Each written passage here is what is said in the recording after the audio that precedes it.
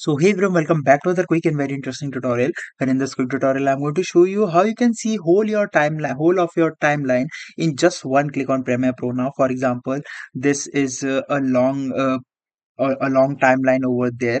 Now, for example, this is a small timeline, but in your case, it might be some big timelines over there. Now, in order to access all of it together just by one click on your keyboard, just simply press a backward slash on your keyboard that's just right above of your enter key. Once you press over that, you will notice that the timeline have been stretched to fit of your timeline. That means all of your contents on the timeline will be fitted to the timeline length, and you can access all of it together just by using the shortcut on the keyboard. And again, when you press over it, you'll get back to the exact point where you have been on the timeline. Alright, so that's it for this tutorial. I hope this video will be helpful for you. Make sure to hit the like button and subscribe button for more such helpful and interesting tutorials.